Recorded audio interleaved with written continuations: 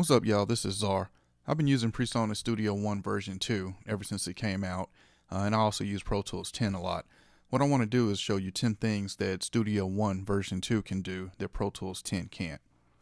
Now, I'm not doing this to start a DAW battle or to say one is better than the other. I'm just doing this to show the differences between the two DAWs.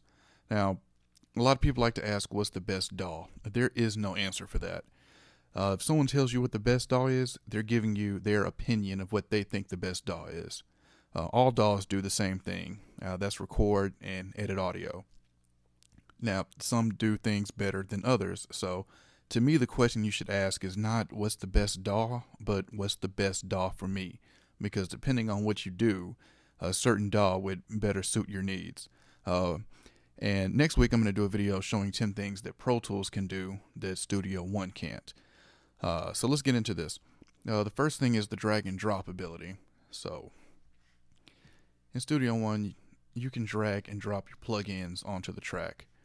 And what's really cool, you can select more than one and drag them all to a track. You can also drag them down to the mixer, and you can add them there as well.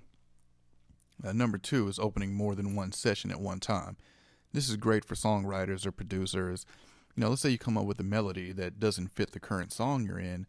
You can have another song open, quickly switch over to it, lay that melody down, and then get back to the original song you had.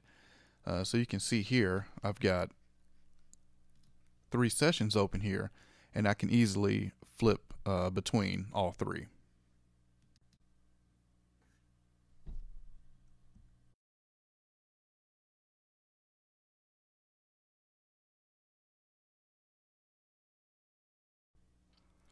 So number 3 is bypass hardware inserts in real time.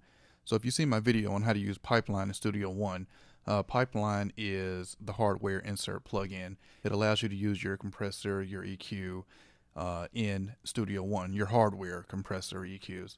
And you can bypass this just like you would a normal plugin. And this is really helpful because some of my gear is in a rack, maybe 6 to 8 feet away from me. I would have to get up from the mixing position, go over to the gear, bypass it, come back and sit down to hear what it is bypassed. And of course, by then my ears have forgotten what it sounds like. So it's a really great feature, and one of my favorite features, to be able to bypass this right from the plugin. And number 4 is controlling the fader with the scroll wheel. So with your scroll wheel, you can move the fader down, up, also works for the pan. To me, using the scroll wheel for the fader is it feels more realistic to using an analog console fader rather than clicking on the fader and dragging it down with the mouse. Number 5 is temporarily group tracks. So to temporarily group a track in Studio One, just select more than one track at the same time. And the ones you have selected, you can mute them together, solo them together, and also adjust the volume together. So that's great if you got, let's say, a track of, let's say 10, 12 background vocals. You want to quickly group them and change the volume of them at the same time. You don't want to go through actually putting them in a group. All you have to do is select them all at the same time, and you've temporarily grouped them. And then to ungroup them, just click off of it, and then you can see they're not linked anymore. Number 6 is folder tracks. I can take these 3 tracks, right click, and pack folder. It'll take those tracks, put them in a folder, and it's really good for helping organize your session if you have a lot of tracks and you want to move, kind of get some out the way. And to unpack, you just click the folder again. Number 7 is the integration with Melodyne. So those familiar with Melodyne, you have to insert the plugin and click transfer and then play the track, and it'll transfer into Melodyne. Well, with Studio One version 2, with a key command, it'll launch Melodyne and automatically do the transfer for you. I haven't upgraded my Melodyne, so it's not going to work for me right now. But if you want to see that in action, there's YouTube videos out there. It was one of the top features introduced for version 2 when it came out. Number 8 is the transform feature. This is like freeze tracks. Studio One calls it transform. So all the plugins that I have on this audio track, if I right click, go to transform to rendered audio, It's going to bounce down that file with all the plugins on it. And then I can remove the plugins and I'll still have the sound of the plugins. Same with the MIDI file here. I can right click, transform the audio track.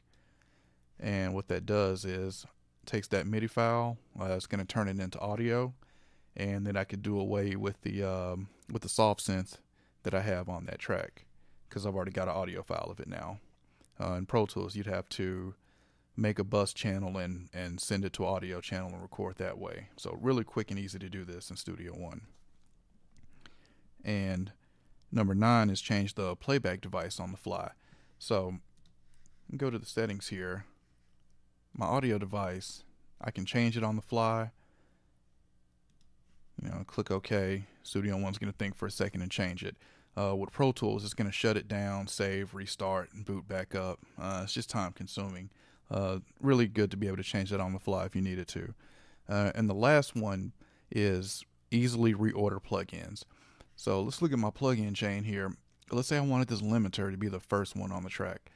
Just click it, hold it, drag it all the way to the top, and there. Let me see you try to do that in Pro Tools. So there you go, 10 things that Studio One can do that Pro Tools 10 can't. And like I said, next week I'm going to do a video of 10 things that Pro Tools 10 can do that Studio One version 2 can't. Alright, catch y'all next time.